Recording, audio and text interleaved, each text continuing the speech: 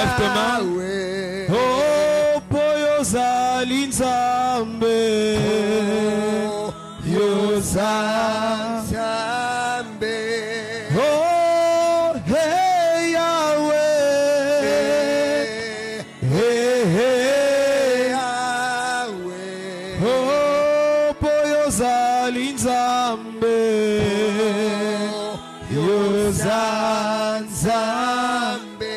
Oh, hey Yahweh. Hey, hey Yahweh. Oh, Poyoza Linzambe. Yoza Nzambe. Nous déclarons que l'Éternel est Dieu ce soir. Amen. Nous déclarons qu'il est assis sur le trône. Nous déclarons que l'agneau de Dieu règne éternellement. Il est Dieu, l'Éternel est Dieu. Il dit à son peuple, Shema, écoute, l'Éternel Dieu est un. Il est une unité composée.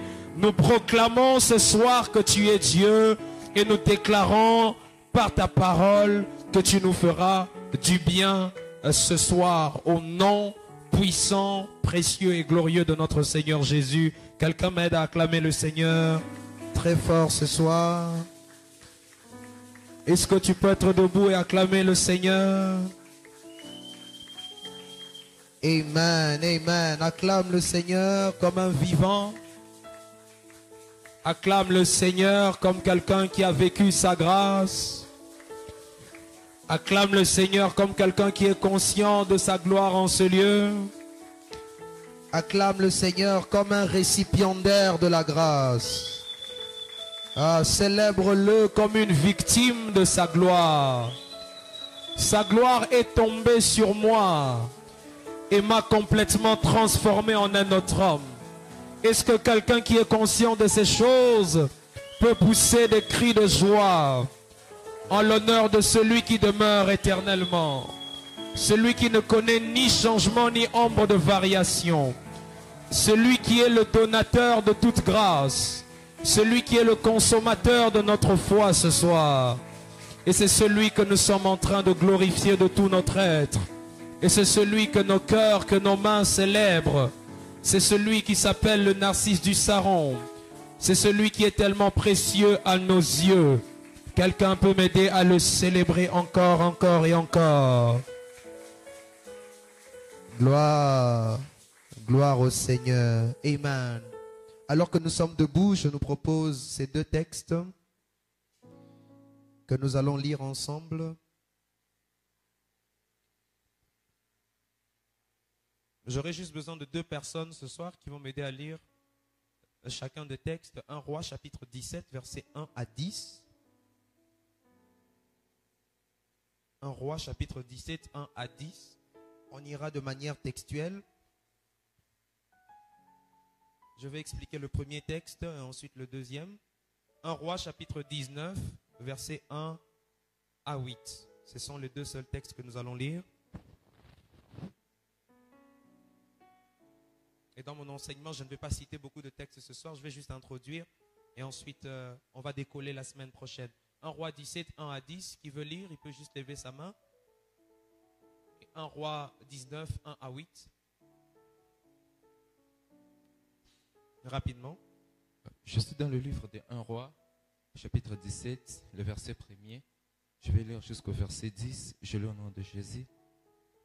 Élie, le Tisbite, l'un des habitants des Galades, dit à Achab, l'Éternel est vivant, le Dieu d'Israël, dont je suis le serviteur. Il n'y aura cette année-ci ni rosée, ni pluie, sinon à ma parole. Et la parole de l'Éternel fut adressée à Élie en ces mots. Pars d'ici, dirige-toi vers l'Orient et cache-toi près du torrent des Kérites, qui est en face du Jourdain. Tu boiras de l'eau du torrent et j'ai ordonné aux corbeaux de te nourrir là. Il partit et fit selon la parole de l'Éternel et il alla s'établir près du torrent de Kérith. Il est en face du Jourdain. Les corbeaux lui apportaient du pain et de la viande le matin, et du pain et de la viande le soir, et il buvait de l'eau du torrent. Mais au bout d'un certain temps, le torrent fit à sec, car il n'était point tombé de pluie dans ce pays. Alors la parole de l'Éternel lui fit adresser en ces mots: Lève-toi, va à Sarepta, qui appartient à Sidon, et demeure là. Voici, j'y ai ordonné à une femme veuve de te nourrir. Le verset 10, il se leva et il alla à Sarepta. Comme il arrivait à l'entrée de la ville, voici, il y avait là une femme veuve qui ramassait du bois, et il l'appela et dit: Va me chercher, je te prie, un peu d'eau dans un vase afin que je boive.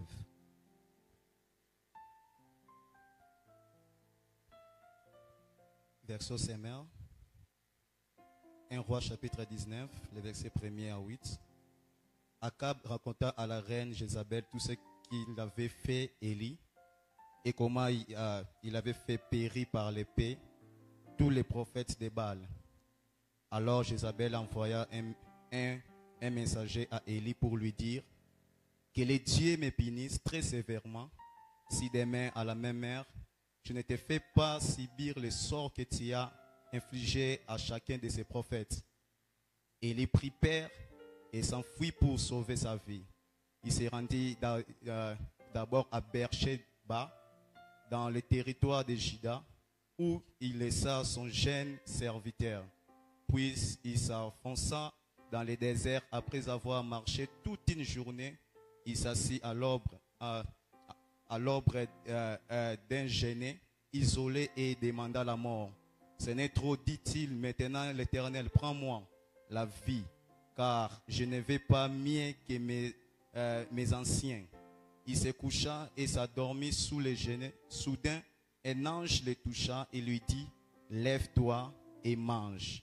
Il regarda et aperçut près de sa tête un de ces gâteaux que l'on cuire sur des pierres chauffées et une cruche pleine d'eau.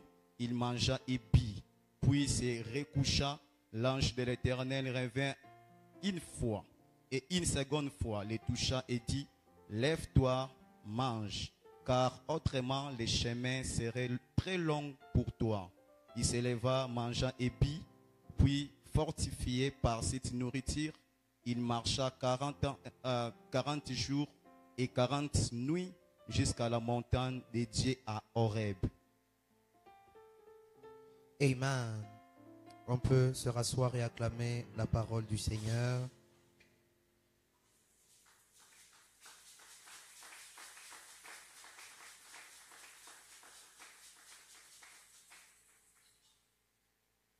Bonsoir à tous. J'espère que nous allons bien. Aide-moi à saluer ton voisin de gauche et de droite. Demande-lui si tout va bien. Ça va?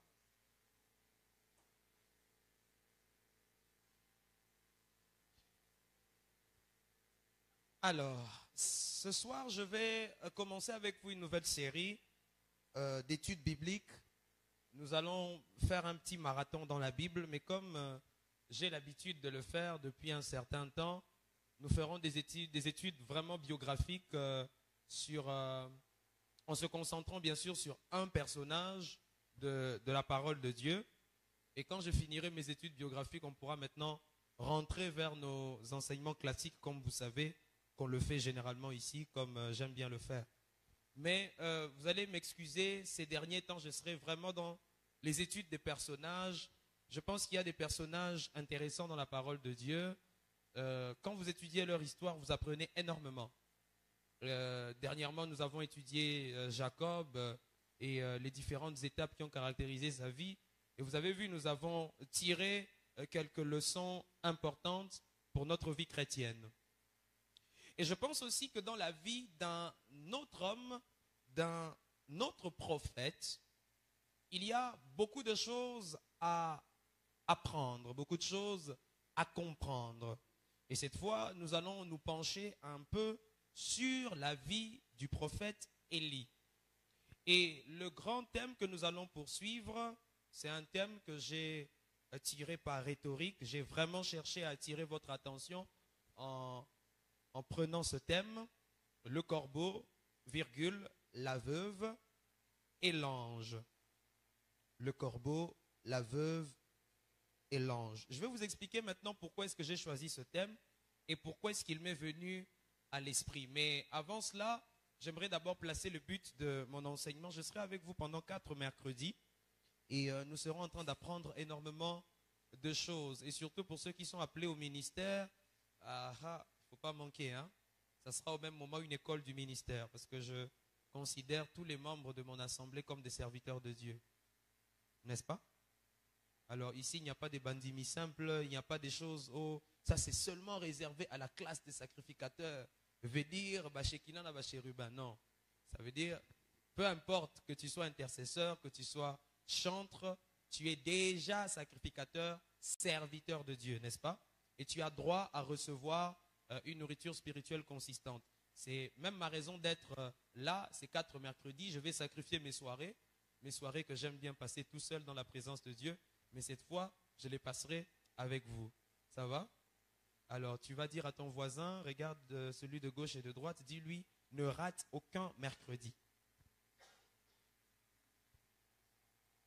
Ça va? Il a compris? Ce ne sera pas pour venir m'embrouiller avec des questions dans mon bureau là-bas. Quand je me tiens ici, je me tiens debout pour tout le monde.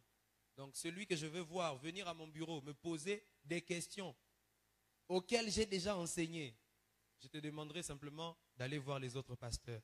Amen. Il faut apprendre à ne pas faire perdre du temps à ton pasteur. De toutes les façons, quand votre pasteur se tient ici pendant la semaine, il vous enseigne dimanche, il prie pour vous dimanche, il prophétise sur vous dimanche. Pendant la semaine encore, il refait la même chose. Donc vous lui faites faire un même boulot 2, 3, 4 fois. Alors, si le pasteur vous donne un peu de temps, faites un effort de capitaliser au maximum, de tirer le maximum de ce que vous pouvez. Ça va? J'insiste surtout par rapport à ceux que j'encadre.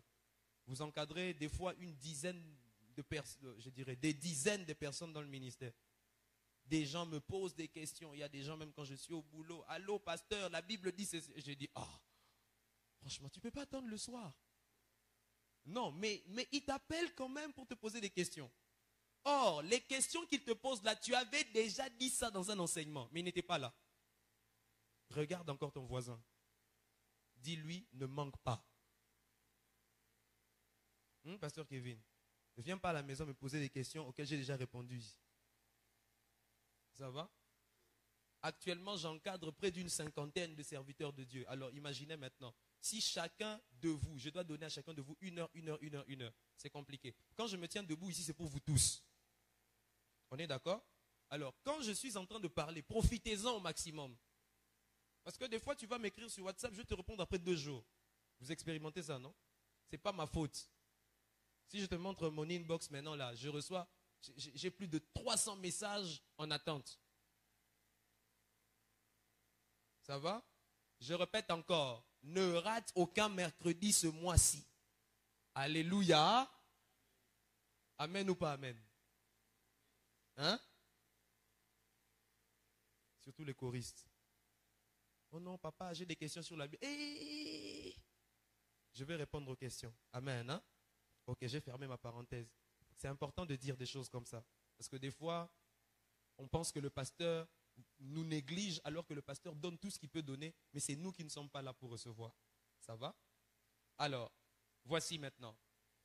Nous qui sommes serviteurs de Dieu, nous qui sommes appelés au ministère, il est important de connaître certaines choses. Et c'est justement le premier objectif de mon enseignement qui sera de nous apprendre à reconnaître et gérer les saisons dans nos vies.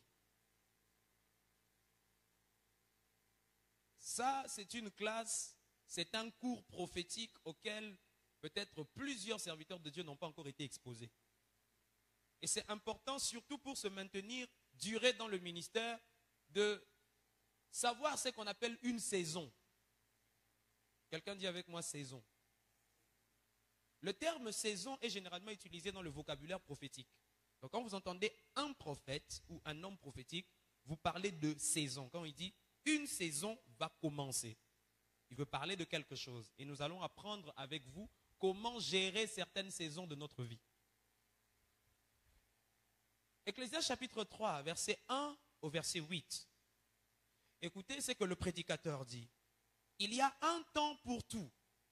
Est-ce qu'on peut le dire ensemble? 1, 2, 3, go! Il y a un temps. Est-ce qu'on peut le répéter encore? Il y a un temps pour tout. Il ajoute, un temps pour toutes choses sous les cieux. Un temps pour naître, un temps pour mourir. Donc il veut parler de différentes saisons, des différents changements qui peuvent arriver dans la vie de quelqu'un. Nous sommes en train de traverser vers la saison sèche. Vous verrez même que la température de nos journées sera différente. On avait l'habitude pendant la saison de pluie d'avoir des hautes températures, 36 degrés, je ne sais pas combien de degrés, canicule. Mais pendant la saison sèche, il fera un peu plus froid. Donc il y a des saisons où il fait chaud et des saisons où il fait froid. C'est-à-dire, différents changements peuvent arriver dans la vie d'un serviteur de Dieu.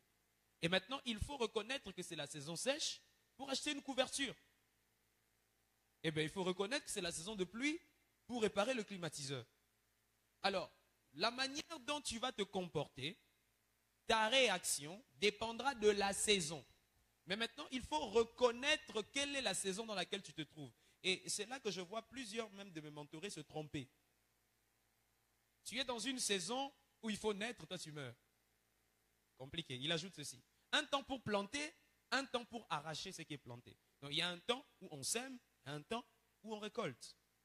Alors, si tu es dans la saison de s'aimer et que tu te comportes comme quelqu'un qui doit récolter, tu passes à côté. On comprend ça? Donc, même dans le ministère, j'en parlerai tout à l'heure, lorsque vous êtes dans une saison où vous devez beaucoup donner, vous devez beaucoup vous sacrifier, et que vous voulez vous comporter comme un daddy, ça ne marche pas. Ça va? Tu es encore dans une saison où tu dois être enfant, tu te comportes déjà comme un père. Tu vas mourir vite. Oh mes fils, toi tu as le poids d'être père. Tu es encore dans la saison, toi-même on doit te porter. N'est-ce pas Déborah? Un temps pour tuer et un temps pour guérir. Donc il y a aussi un temps où on frappe et un temps où on caresse, on cajole, on fait du bien. C'est pourquoi vous verrez, il y a des saisons où on est extrêmement sévère et d'autres où on vous laisse. Il ajoute, un temps pour abattre, un temps pour bâtir, un temps pour pleurer, un temps pour rire. Les temps ne sont pas les mêmes. Même si tu as la grâce de Dieu, même si tu as l'onction, un jour tu vas pleurer. Et maintenant, quand c'est le moment pour pleurer, il faut savoir comment réagir. Comme la Bible nous le dit, n'est-ce pas? Dans le jour du bonheur, réjouis-toi, mais dans le jour du malheur, réfléchis. Donc, il faut savoir comment réagir par rapport à chacune des saisons que Dieu fait arriver dans ta vie. Il ajoute, un temps pour se lamenter et un temps pour danser. Il y aura des saisons où tu danseras, où tu seras content, où tu célébreras la joie d'être serviteur de Dieu. On va t'honorer, l'onction et ses privilèges vont suivre. Mais il y aura aussi un temps où tu vas pleurer, mon ami. Et ça, il faut gérer. Un temps pour lancer des pierres. Un temps pour ramasser des pierres. Il y a même un temps où un de mes fils ici, je vais lui lancer des pierres. Il aura l'impression que je ne l'aime pas. Un jour, tu vas te demander, mais papa Dan ne m'aime pas ou comment? Non, c'est une saison, je dois être comme ça avec toi. Ça va? Il ajoute, un temps pour embrasser et un temps pour s'éloigner des embrassements. Il y a même un temps, même dans votre vie de couple, où tout va bien. Et il y a aussi un temps dans votre mariage où ça va basculer. J'étais surpris un jour, un de mes responsables à la jeunesse, dans l'église où j'ai grandi, qui disait qu'il a l'impression qu'il n'aime plus sa femme. Il dit, des fois, je me réveille à minuit, je regarde à côté, je la vois dormir, je me pose la question, la bala est loko yopo nanine, loko ezolalao. Dis à ton voisin, tu vas aimer, mais tu vas aussi haïr. C'est comme avec vous, il y a des temps où, papa, ma fille, mon fils. Mais il y a des temps où je n'ai pas envie de te sentir.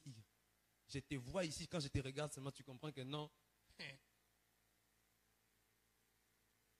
Ça va les amis?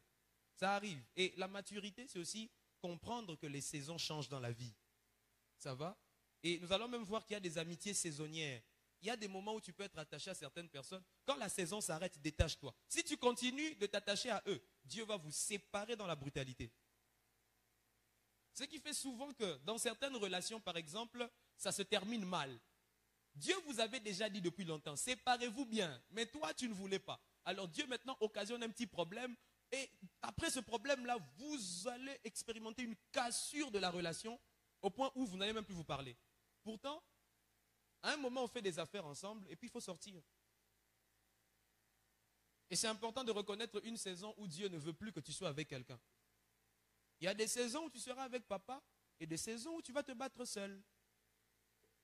Il y a des saisons où le pasteur Daniel va combattre pour toi dans le combat spirituel. Il va prier pour toi, il va chasser les démons à ta place. Mais il arrive aussi un temps où ça sera à toi de le faire. Il y a le temps où on est pris en charge et la saison où on doit prendre les autres en charge.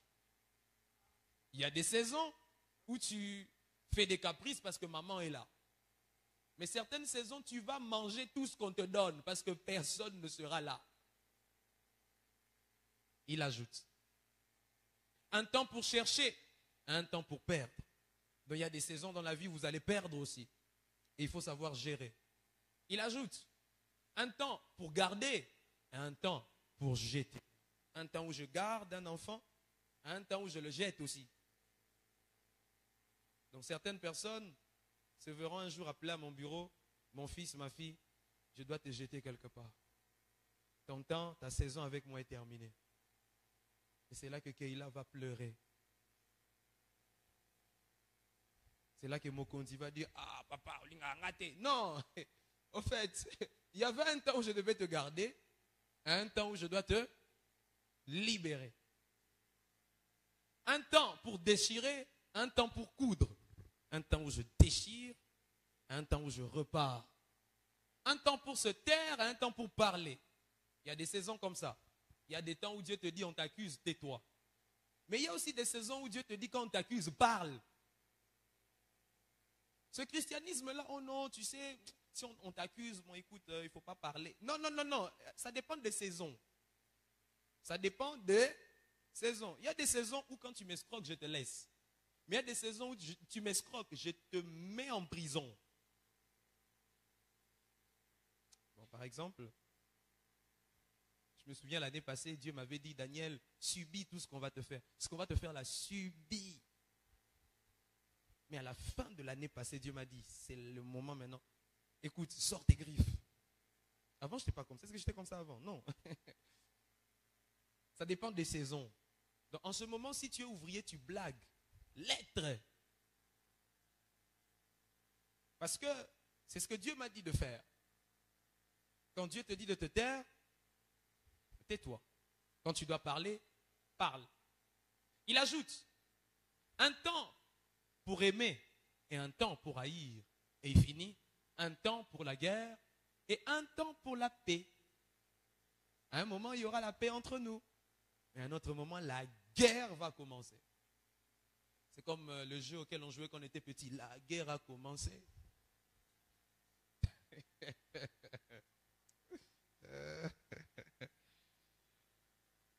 Demande à ton voisin, la paix ou la guerre? À un moment, j'ai connu la guerre avec certains de mes fils ici. La guerre. Il fait mal. Il fait bien. Tu as envie de montrer aux jeunes là qu'il doit changer. Des saisons. Le deuxième but de cet enseignement sera de nous apprendre à reconnaître la voix de Dieu dans les circonstances et les relations. Un cours extrêmement important dans la spiritualité et la vie chrétienne. Apprendre à reconnaître où se trouve la voix de Dieu dans ce que tu vis. À un moment, tu dois t'arrêter et te poser la question de savoir, Seigneur, quel est ton langage? Qu'est-ce que tu veux me dire? Quel est ce message que tu veux me passer au moment où je traverse telle saison de ma vie? Au moment où je suis en relation avec telle personne, je suis dans une relation peut-être de fiançailles, peut-être on est encore proposant, peut-être dans ma relation avec mon père spirituel, on est en train de passer par une saison particulière. Mais quel est le message de Dieu que je dois retenir de cette saison? Très peu de personnes, de serviteurs de Dieu dans l'Église sont sensibles pour comprendre la saison par laquelle Dieu les fait passer et quel est le message de la saison. Parce que même en tant que prédicateur, on ne prêche pas tous les messages à toutes les saisons. À un moment, Dieu va te dire, bon, tu vois ton message de repentance là, mets ça d'abord à côté. Prêche autre chose. Il y a un temps où Dieu va te dire, bon, tu vois, actuellement, les jeunes dans l'église, laisse-les. Concentre-toi sur les mamans. Concentre-toi sur les papas. Il y a des saisons comme ça. Il y a des saisons où Dieu va te dire, tu vois tes prédications avec des rémas là que tu aimes là. Mets ça un peu de côté. Enseigne la nourriture solide et consistante. Des enseignements basiques, doctrinales, simples.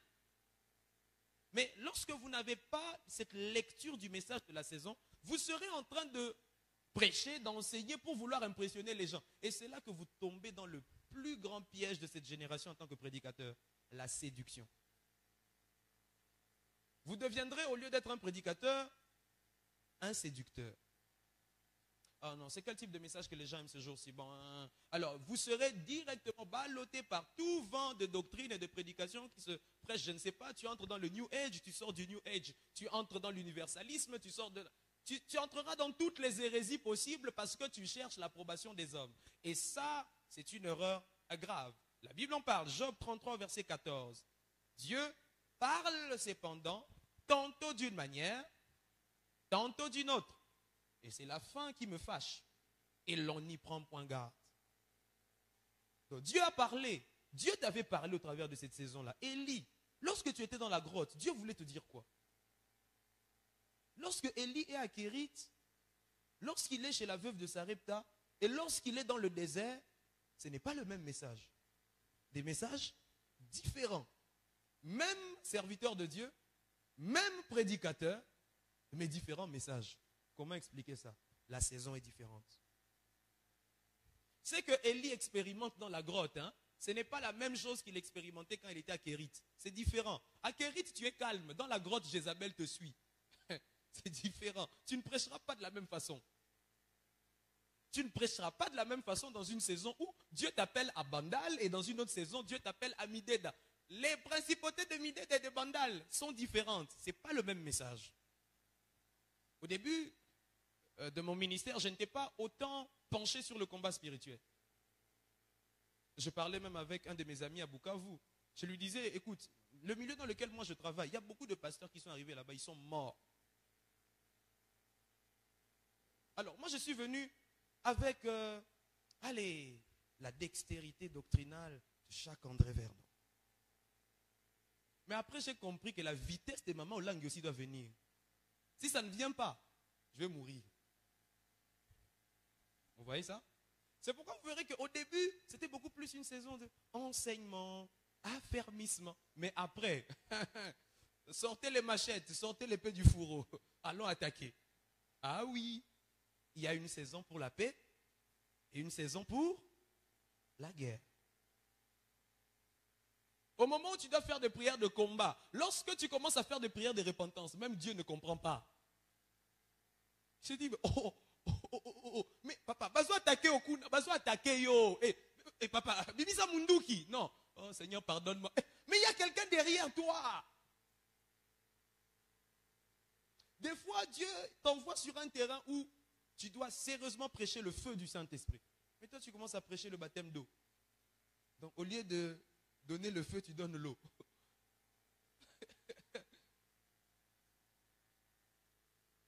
Quel est le message de la saison, Seigneur? Aide-moi à comprendre ta voix. Aide-moi à savoir qu'à Kérith, ce n'est pas un ange qui doit venir, c'est un corbeau. Aide-moi aussi à comprendre que dans la grotte, ce n'est pas une femme qui viendra, c'est un être surnaturel. Mais aide-moi aussi à comprendre que lorsque je serai à Sarepta, Dieu n'enverra pas l'ange. Il enverra une pauvre femme. Mais est-ce que tu es capable de voir la provision dans une vieille femme pauvre? Le message de la saison. Voilà, j'ai assez introduit. Alors, maintenant, dans mon introduction, j'aimerais parler d'abord de cet homme qui s'appelle Élie. Je n'ai plus assez de minutes. J'ai 15 minutes seulement qui me restent. Et mercredi prochain, je vais décoller avec vous. Et le mercredi, je vais commencer à développer certains mystères sur la provision surnaturelle de Dieu.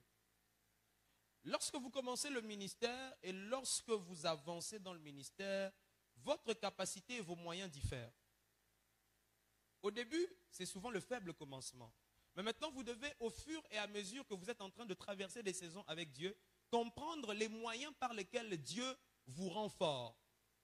Les moyens par lesquels Dieu passe afin de mettre assez de provisions spirituelles, matérielles, financières, peu importe, dans votre ministère pour avancer.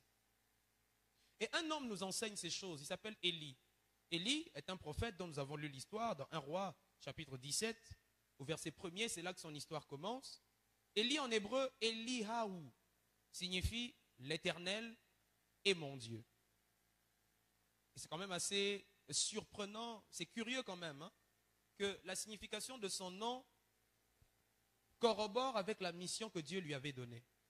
Parce que dans toute sa vie, et même dans le ministère d'Élie, le message de cet homme était de prouver que l'Éternel, Yahweh, est Dieu.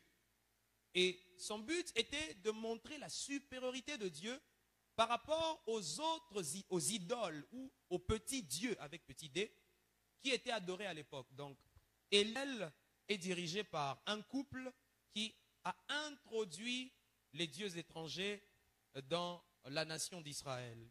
Akab et Jézabel. Jézabel, qui est d'origine phénicienne, vous savez, les Phéniciens, ce sont des gens qui adorent plusieurs dieux, les Baals, les Astartés. Quand on dit les Baals, ce n'est pas un seul dieu. Il y a plusieurs dieux qu'on appelle des Baals. Et même quand on parle des Astartés, c'est plusieurs autres déesses. Et en ce moment-là, il y a presque 1000 prophètes qui sont utilisés par la cour royale afin d'entraîner le peuple dans l'idolâtrie. Et c'est là que Dieu maintenant suscite un homme qui s'appelle Élie pour mettre fin à cette idolâtrie qui est en train de prendre du terrain dans le peuple de Dieu, au sein du peuple de Dieu. Et c'est là maintenant qu'un homme qui s'appelle l'Éternel est Dieu fait son apparition. On ne connaît pas son père, on ne connaît pas sa mère. Tout ce que la Bible dit, c'est que Élie était un Tishbite, ça veut dire un ressortissant d'un village qu'on appelait Tishbé, et qu'il était un habitant de Galade. C'est tout ce qu'on nous donne comme détail. Donc on n'a pas de background par rapport à la vie d'Élie.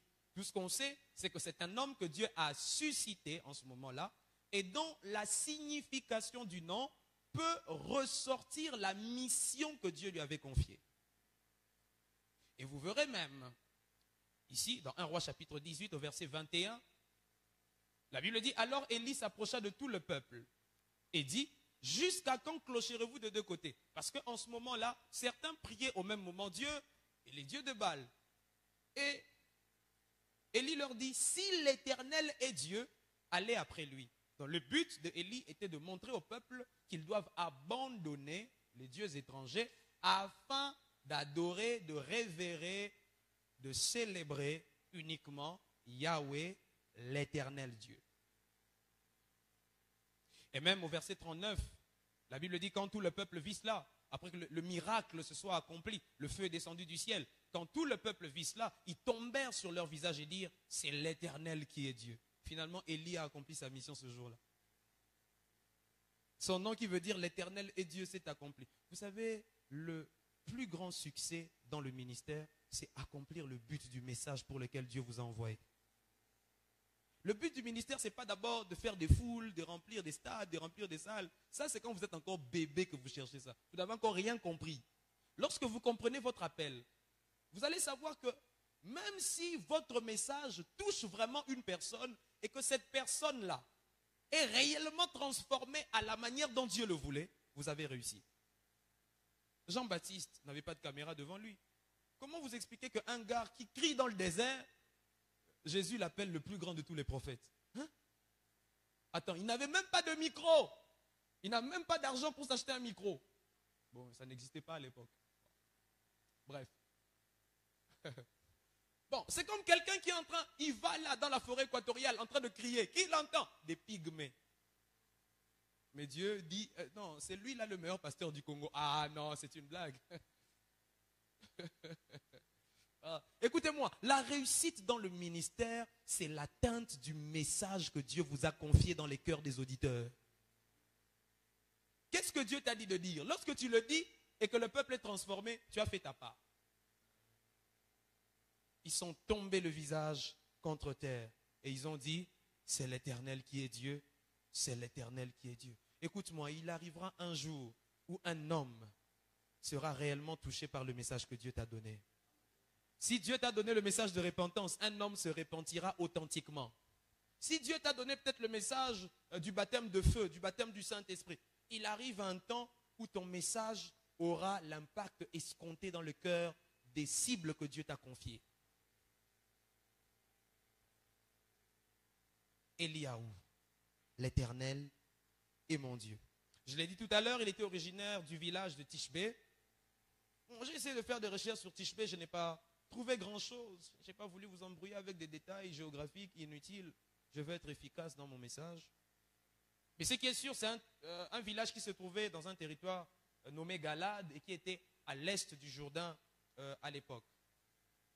Alors, maintenant, pourquoi je nous parle de Élie et quel est le rapport avec le corbeau, la veuve et l'ange? Élie, premièrement, était un homme qui n'avait pas de demeure fixe. C'est un serviteur, un prophète qui a été appelé par Dieu et qui travaillait par inspiration. Un jour, il peut se lever le matin, Dieu lui dit, bon, va à Matadi. Il va à Matadi. Un autre matin, va à Kikwit. Il va à Kikwit. Un autre matin, bon, tu vas prendre un avion, tu vas, je ne sais pas, à Louchi. Il va à Louchi. Donc, c'est quelqu'un qui n'avait pas de demeure fixe. Un peu comme Moïse. Moïse qui marchait sous la nuée. Il suivait le mouvement de la nuée. Et dans le désert, le peuple d'Israël n'avait pas de boussole. La seule boussole qu'ils avaient, c'était la colonne de nuée pendant la journée, la colonne de feu pendant la nuit au-dessus d'eux. Alors, Élie, c'est un homme de Dieu comme ça. Il fonctionne sous l'inspiration et il vit différentes saisons où Dieu l'oriente. Dieu lui donne des directives. Et c'est important dans le ministère de fonctionner par directive. On ne fonctionne pas par imitation. Non,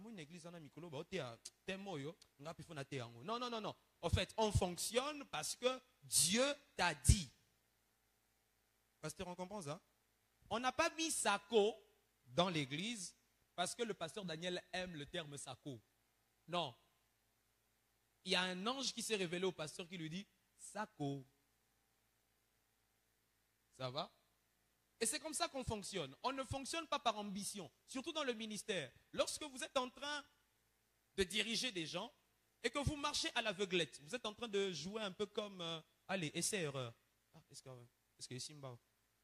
Donc, un aveugle qui conduit des aveugles, ils tomberont tous dans un trou.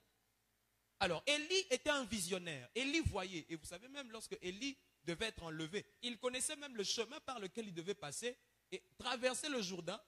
Et il savait que ce serait au bord du Jourdain que les anges viendraient le prendre. Donc c'était un homme qui avait une sensibilité spirituelle extraordinaire. En tant que pasteur, en tant que responsable de département, en tant qu'ancien diacre dans l'église, vous devez avoir une sensibilité spirituelle particulière. Tu dois comprendre que la saison a changé.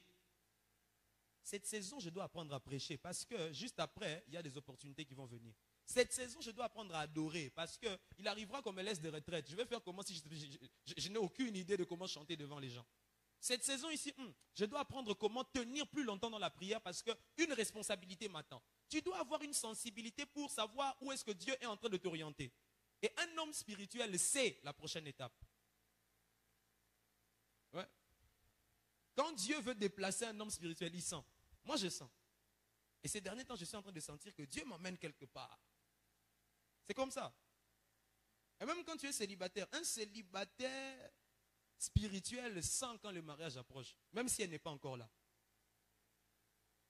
Je peux vous allez le voir, il commence à se préparer. Bon, mais tu te prépares pourquoi? Non, je suis comme Noé, je bâtis l'arche parce que les déluges arrivent. Mais qui t'a dit? Dieu m'a dit. Oh yeah. Je prie que quelqu'un ait la sensibilité spirituelle de voir le déluge devant. Frère, on te prendra des fois pour un fou. Tu construis un bateau en ville. Noé. Sûrement les gens disaient Noé a bandit li boma tato. Regarde là où il met le bateau. Je préfère qu'on me traite de fou parce que j'ai entendu Dieu.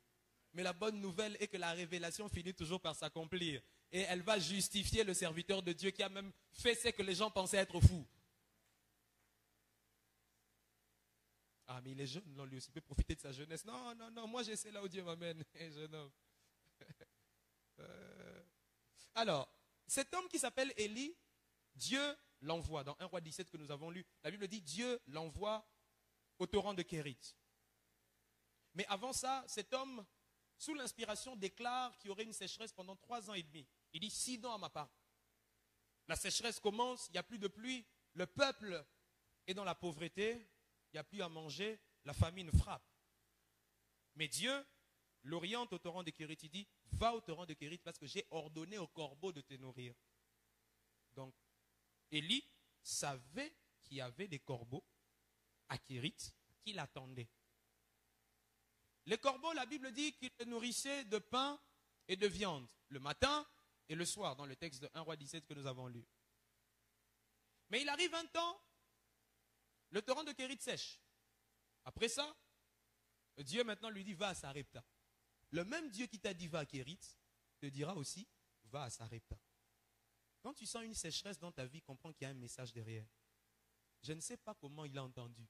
Peut-être que Élie a seulement compris que je dois quitter ici et je dois aller de l'autre côté. Des fois, la voix de Dieu se fait ressentir comme une conviction personnelle de quitter là où tu es et d'aller ailleurs. Est-ce que vous savez des fois écouter Dieu par des convictions personnelles? Des fois, tu es là, tu sens juste une envie de quitter. C'est Dieu qui te parle. Tu sens que tu dois quitter l'UPC pour aller à l'UCC. Tu ne sais pas expliquer ça. Des fois, les choses de l'esprit sont inexplicables. Ok, bon, va te faire inscrire d'abord. Un homme spirituel fonctionne des fois avec ce que son cœur sent. N'est-ce pas que la Bible dit que ceux qui mettent leur appui en l'Éternel trouvent dans leur cœur des chemins tout tracés. Donc des fois, dans le cœur de l'homme, il y a déjà des penchants sur ce que Dieu veut que tu fasses.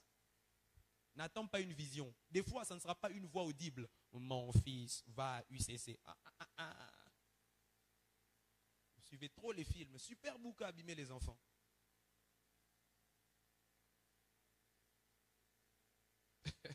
Vous savez comment Dieu parle? Oh non, je sens juste que je dois quitter. Je sens que je dois m'attacher à cet homme. Tu sens? Mais ok, tu vas demander à Dieu des songes. Papa. Un jour de jeûne, 2 jours de jeûne. Continue comme ça la grève de faim. Non, mais est-ce que tu comprends que Dieu a déjà mis dans ton cœur l'envie de s'attacher à ce monsieur-là? Pardon, je ne parle pas des envies charnelles. Je parle de quelque chose de spirituel. Tu ne sais pas expliquer ça. Mais tu sens que Dieu est en train de conduire ta vie d'une certaine façon. Arrivé à Sarepta, il rencontre une femme, une veuve. Il lui dit, donne-moi de l'eau. La veuve lui donne de l'eau. Et ensuite, il dit à la veuve, est-ce que tu as du pain? Elle dit, non, j'ai juste un peu de farine et un peu d'huile. Et il dit à la veuve, écoute, fais-moi un gâteau, je mange. Et ensuite, la Bible dit qu'il le fait. Et après ça, la Bible dit que la nourriture n'a plus jamais manqué dans la maison de cette femme. Et ce qui est intéressant, juste après, Dieu dit au prophète, va sur la montagne. Là, c'est l'épisode du Sinaï, de Horeb. Voilà. Après, Élie arrive. Il fait tout ce qu'il fait au prophète de Baal et d'Astarté. Et c'est là enfin qu'il entre dans cette grotte parce qu'il est en train de fuir Jézabel. En fouillant Jézabel, un ange le visite. Après une journée de marche dans le désert, il ne sait plus où aller. L'ange lui donne de l'eau et lui donne un gâteau et lui dit mange. Parce que le chemin est encore. Avec ce que l'ange lui a donné, il a marché 40 jours, 40 nuits, sans se fatiguer. Élie qui a terrassé les prophètes de Baal et d'Astarté sur le mont Carmel, se retrouve en train de fuir dans le désert vers Horeb. Mais Dieu pourvoit encore. Le corbeau, la veuve et l'ange sont les moyens par lesquels Dieu pourvoit à ses serviteurs selon les saisons. Il y a des saisons où Dieu enverra un corbeau. Il y a des saisons où Dieu enverra une femme. Il y a des saisons où Dieu enverra un ange. Mais Élie doit comprendre. Aide-moi à regarder ton voisin, dis-lui comprends.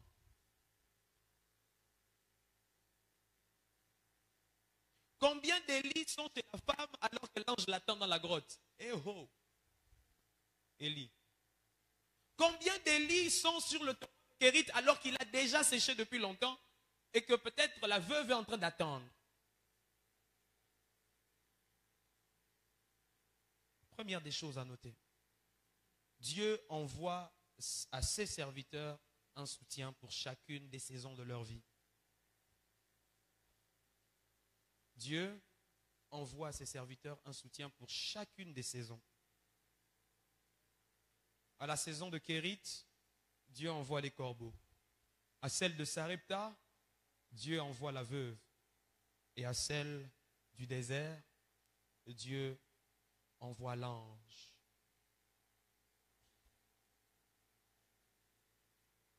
Seigneur, aide-moi à avoir la sensibilité saisonnière. À un moment, je me suis confié chez papa, peut-être. J'ai fait confiance aux parents. Mais il y a une saison où je dois quitter chez les parents. Et la saison où je quitte chez les parents, je dois chercher un autre soutien. Parce que quand les corbeaux ne sont plus là, demande à Dieu, c'est quoi la prochaine trajectoire? Quelle est la prochaine destination? Il y a un temps où lorsque tu es écolier, lorsque tu es étudiant, tu comptes sur les oncles, tu comptes sur les grands frères. Mais il arrive des saisons où tu ne compteras que sur ton travail, mon ami. Il y a des saisons où tu comptes sur ton père spirituel, tu comptes sur l'église, tu comptes sur tes encadreurs. À un moment, tu ne compteras que sur ta sagesse. Il arrive un temps où peut-être tu vas t'appuyer sur un bailleur de fonds. Il y a quelqu'un qui te finance, un sponsor, un papa bonheur qui est là. Mais un autre jour, c'est papa malheur qui se présentera. La solitude. Et là, j'ai insisté que certaines relations peuvent s'avérer être saisonnières. La relation que tu as avec le corbeau aujourd'hui va s'arrêter le jour où le kérit va sécher. La relation avec la veuve s'arrêtera le jour où Dieu te dira quitte là-bas, va sur le Carmel. Et la relation avec l'ange s'arrêtera lorsque tu quitteras le mont Horeb.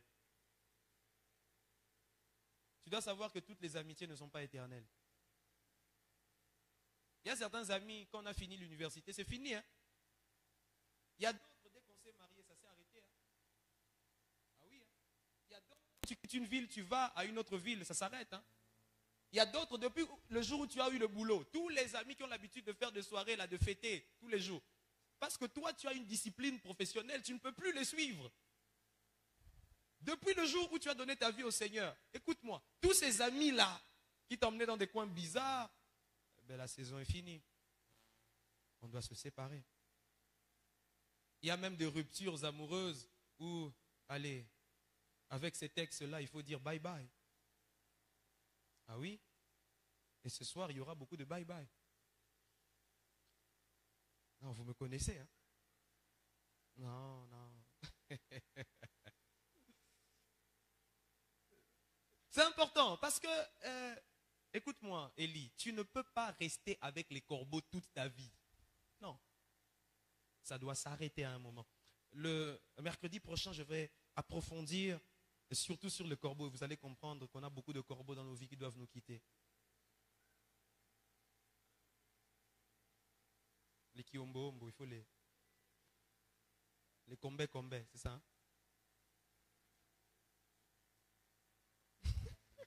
Deuxième des choses. Dieu peut passer par toute la création pour pourvoir aux besoins de ses serviteurs. Je répète, Dieu peut passer par toute la création pour pourvoir aux besoins de ses serviteurs. Dieu peut passer par le corbeau Élie. Après, il passera par une femme. Et enfin, il passera par un ange. Dieu peut passer par un animal. Un corbeau. Un être humain. Une veuve. Et il peut passer par un ange, un être surnaturel. De la même façon que Dieu peut utiliser la nature, il peut aussi utiliser des êtres surnaturels. Plusieurs fois dans ma vie, pendant que je prie, j'ai déjà vu la compagnie des êtres surnaturels. Tu vois quelqu'un debout devant toi, tu ne sais pas. Qu'est-ce qu'il fait là? C'est qui? Tu es paralysé. Mais depuis qu'il t'a visité, ta vie change. Seigneur, si ce soir un corbeau doit me visiter, envoie-le. Si une veuve doit me visiter, envoie-la. Si un ange doit me visiter, envoie-le aussi. Dieu peut utiliser la nature pour te bénir. Il peut utiliser l'humanité pour te bénir. Mais il peut utiliser aussi le monde angélique pour te bénir. Souvent, tu as ce besoin-là, Seigneur, envoie un homme bien dans ma vie. Non, Dieu va t'envoyer d'abord un ange bien. Ah, mais Seigneur, faire quoi avec les anges? Si seulement tu savais. Un ange peut te donner le pain que l'homme t'a refusé. N'est-ce pas qu'après le jeûne de Jésus dans le désert, qui sont venus le servir? Qui? Il existe des anges qui viennent avec des provisions surnaturelles. Depuis le jour où tu as vu cet ange-là, tu ne manques plus l'argent. Ça existe. C'est pourquoi, chers amis, cherchons Dieu. Cherchons Dieu. Tu vois comme tu es pauvre là, comme tu es pauvre là. C'est parce que tu ne cherches pas bien Dieu.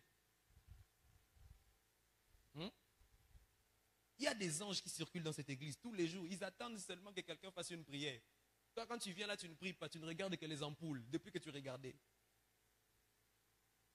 Ce soir, prie bien. Dis à ton voisin, prie bien. 3. La provision dans la vie du serviteur de Dieu est attachée à un lieu particulier. Vous verrez par exemple que pour Élie à Kérith, il a reçu le pain et la viande, mais il devait être là.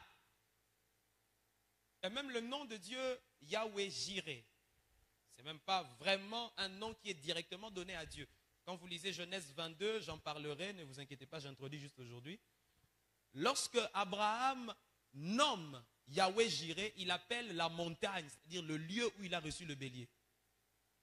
Donc, il dit, l'Éternel Dieu pourvoit, mais à un lieu particulier. Si tu n'es pas au lieu de la provision, tu rateras. Dieu ne pourvoit pas parce qu'il est Dieu.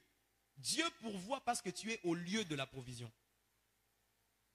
Oh, yeah. Tu vas chercher Dieu à Mangengenge. Si ta provision n'est pas là-bas, tu perds ton temps. On ne cherche pas Dieu pour la provision. Oh Seigneur, je vais n'importe où, tu vas me bénir. Non, non, non, non. On va à l'endroit où Dieu nous a dit d'aller et la provision tombe tranquillement. En d'autres termes, lorsque tu es au bon endroit, au bon moment, la bonne provision arrive. Je répète. Lorsque tu te retrouves au bon moment, au bon endroit, la provision surnaturelle devient naturelle. J'ai vu des gens qui n'avaient rien du tout. Quand ils s'attachent seulement au 7 resdi, sa vie s'ouvre. Tu devais seulement arriver ici. Hein, mon ami? Tant que tu étais là où tu étais là, ça ne marchait pas, non? Il y a aussi d'autres, hein, tu dois quitter ici pour aller ailleurs. Oui, c'est pourquoi il y a des enfants qu'on chasse. Un jour, il y a une de mes filles qui a dit, non, mais pasteur, tu es un pasteur, pourquoi tu chasses les gens? Je chasse les gens parce qu'à un moment, Dieu chasse Élie du torrent de Kérith. Je sois plus spirituel que Dieu. Quand cette église devient Kérith, tchou, dehors. Ça va? Le jour où tu te rendras compte qu'il y a la sécheresse, ça veut dire Dieu t'a parlé. Il dit, ici, le pasteur Daniel lui-même, désert du Kalahari. Vas-y, tu as le droit. Mais je prie ce soir que quelqu'un se retrouve à Kérit au bon moment. Lorsque tu te retrouves là, les corbeaux vont t'accueillir. Quand tu vas à Sarepta, la veuve va t'accueillir. Quand tu vas dans le désert, il y a un ange qui t'attend là-bas. Seigneur, aide-moi à découvrir le bon endroit où je dois être. La bonne entreprise où je dois travailler. La bonne école où je dois étudier. La bonne université où je dois poursuivre mes études. C'est où? C'est où? La ville où je dois habiter. La maison où je dois rester. Où est l'endroit où je dois implanter mon entreprise? Les clients que je dois avoir. Seigneur, où est cet endroit-là? À Sarepta, il y a le pain et l'eau. Et dans le désert, il y a le pain et l'eau. Mais étrange, vous allez vous rendre compte qu'à Kérit, il y a un élément qu'il n'y a pas à Sarepta. Et à Kérit, il y a quelque chose qu'il n'y a pas dans le désert. La viande. Vous avez constaté ça? À Kérit, il y a quoi? On peut lire ensemble. À Kérit, le pain et quoi? À Sarepta, et l'eau. Dans le désert, on est d'accord? Mais pourquoi Dieu commence par donner le pain et la viande et il supprime la viande après? Il y a des choses que Dieu te donnera au début de ta foi pour t'attirer. Après, Dieu va couper ça. Dieu est comme une maman.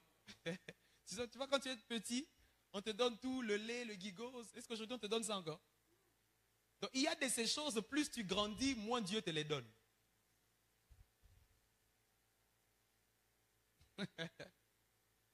Oh, mais Seigneur, quand j'ai commencé au début de ma foi, tu me parlais beaucoup. Non, non, non. Maintenant, là, Dieu veut te dire, il y a des choses que tu dois faire par la sagesse de la parole. Parce qu'avant, tu ne connaissais pas la parole. Il était obligé de t'apparaître à tout moment pour te dire, fais ceci, fais cela. Quand on était petit, on nous disait à tout moment, va te laver, va te brosser les dents, va. Plus on devient grand, moins les parents nous parlent. À un moment, plus tu grandis dans la foi, la viande disparaît.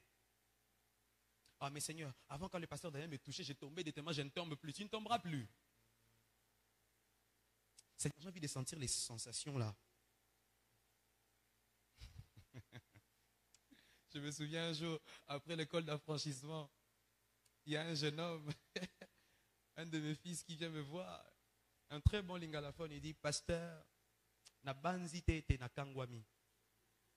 Je dis, hein, Osaini, au banzite.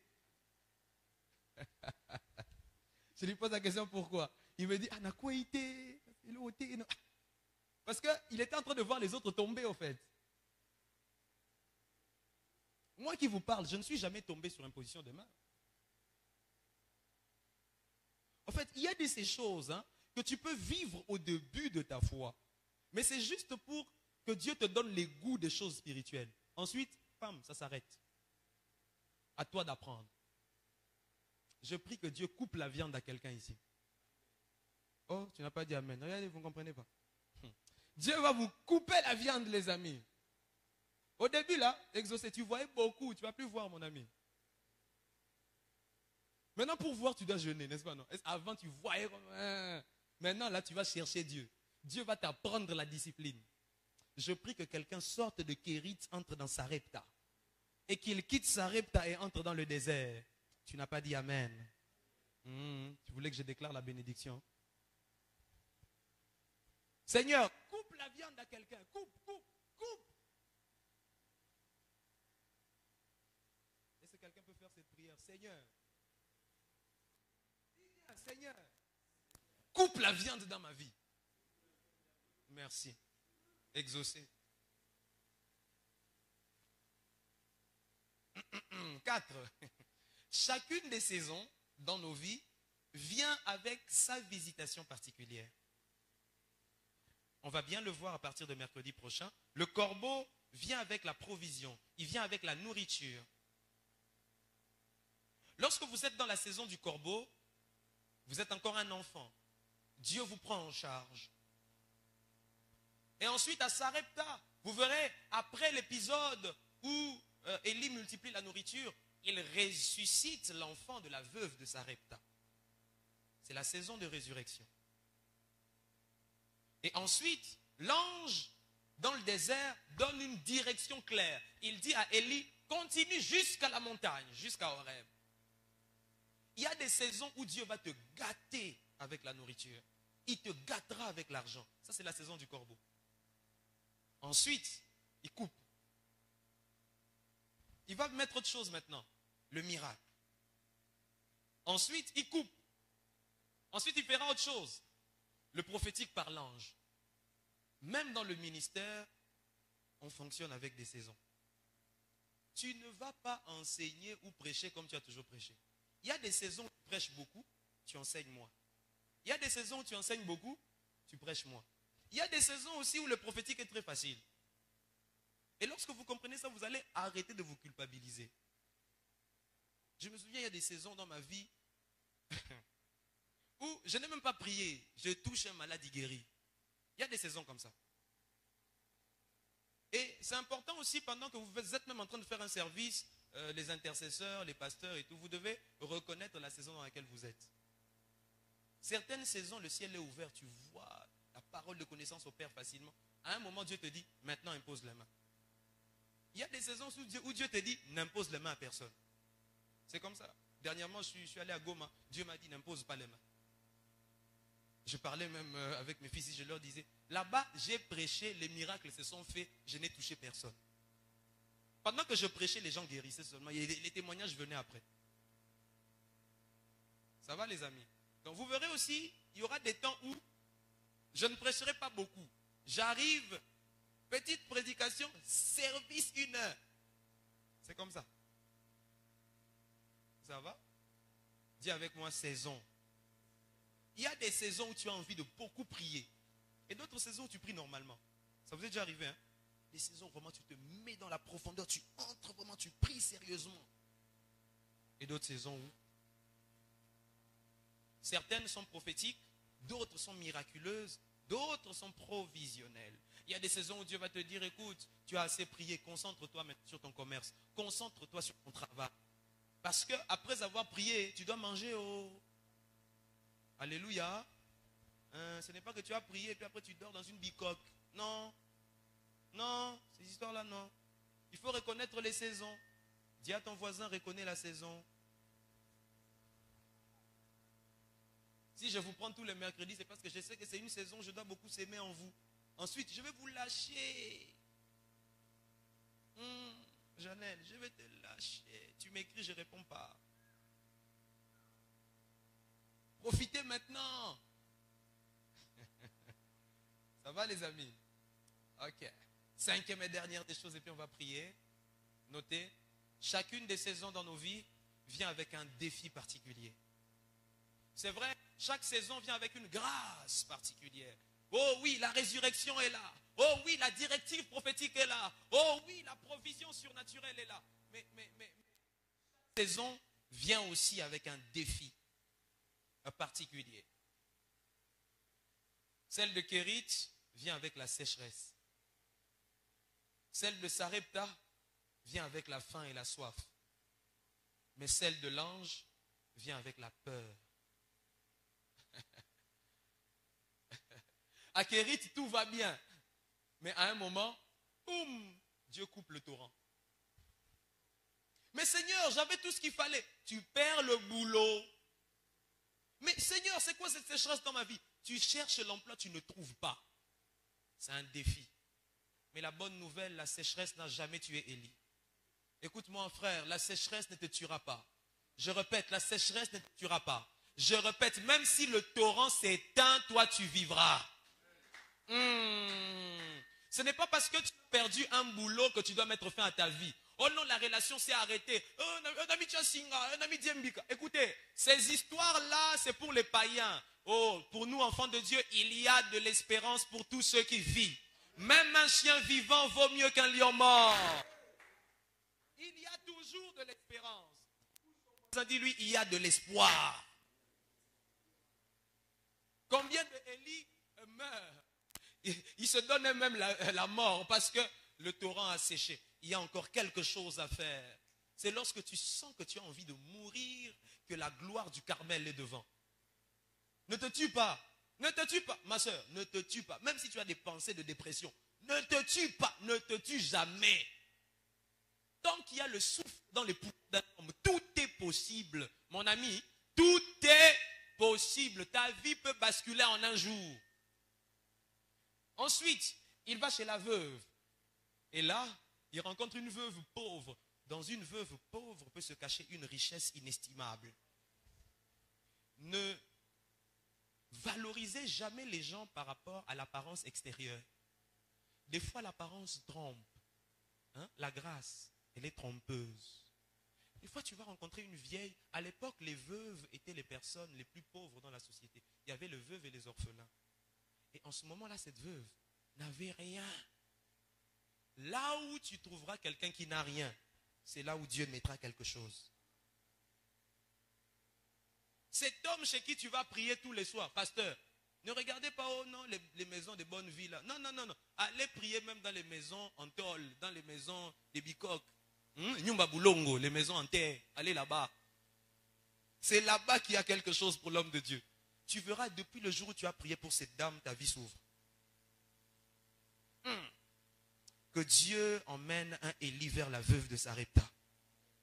Sa vie change. La faim et la soif. Dieu a résolu ce problème. Ensuite, Jézabel suit ce serviteur de Dieu. Et l'ange vient. Élie demande même la mort. Élie dit à Dieu, Seigneur, je ne suis pas meilleur que mes pères. Tue-moi. L'ange vient et dit, tu ne vas pas mourir. Écoute-moi, tu ne mourras pas, tu vivras. Tu raconteras les œuvres de l'Éternel. Tu ne mourras pas, tu vivras. Et c'est juste après ça que Élie va à la rencontre de Élisée. Tu ne vas pas encore mourir parce que tu n'as pas encore laissé de descendance. J'aimerais dire à un Élie, jusqu'à ce que tu oignes Élisée, tu ne partiras pas. Et d'ailleurs, toi, tu ne mourras pas, tu seras enlevé.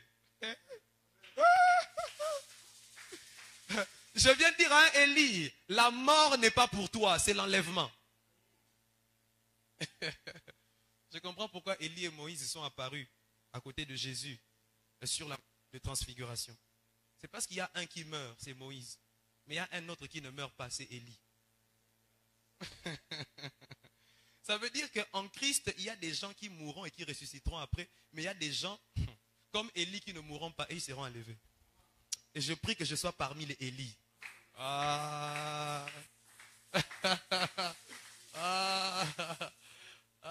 La peur ne va jamais te détruire. La peur peut être une émotion, mais elle ne doit jamais devenir un sentiment.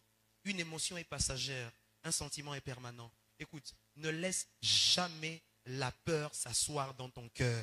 Même si tu as peur de Jézabel, elle ne te fera rien. Et c'est que j'aime. Élie avait prophétisé sur la mort de Jézabel. Il dit, quand tu vas mourir, les chiens vont venir laper ton sang. La bonne nouvelle est qu'un homme qui s'appelle Jéhu, sur qui Élie a prophétisé, va détruire Jézabel. Les personnes qui veulent te tuer aujourd'hui vont mourir avant toi. Écoute-moi très bien. Ce qui te fait peur ne te tuera pas. Ce qui fait peur aux serviteurs de Dieu. Les serviteurs de Dieu sont les amis. Les serviteurs de Dieu, il ne faut pas... écoutez, celui-là, regardez, il a fui.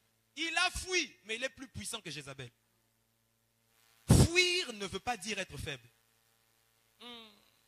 Aujourd'hui, dis-moi ce que tu fuis. Je viens t'annoncer une bonne nouvelle. Il arrive un temps où tu ne fuiras plus. Il arrive un temps où tu vas déclarer et le feu va tomber du ciel. Je suis en train de prophétiser sur un serviteur de Dieu de notre église. Aujourd'hui, tu crains quoi? Tu crains quoi? Tu crains quoi? La maladie? Tu crains quoi? La mort? Et que ces choses ne vont jamais te toucher. Oh, j'ai peur. J'ai peur de Jézabel, j'ai peur. Tu as peur de quoi? J'ai peur de Akab, j'ai peur. Tu as peur de quoi? Des prophètes de Baal, j'ai peur. Tu as peur de quoi? Non. Je déclare sur un Élie ce soir. Oh mon Dieu, je suis en train de lever ma main. Lève bien tes mains, je vais déclarer. Je proclame au nom puissant de Jésus que la provision surnaturelle à chacune des saisons de ta vie viendra. Lorsque tu seras dans le manque, Dieu enverra un corbeau. Lorsque tu seras dans l'angoisse, Dieu enverra un ange. Lorsque tu seras dans la solitude, Dieu enverra la veuve. Lorsque tu seras dans des problèmes, Dieu enverra toujours une solution. Dieu utilisera des animaux. Dieu utilisera des anges. Dieu utilisera des personnes. Les moyens, je proclame et je décrète au nom de Jésus, la provision surnaturelle arrive. Oh, sur quelqu'un qui dit Amen, ça s'attache à sa vie. Je déclare au nom de Jésus que Dieu ce soir voit la situation dans laquelle tu te trouves.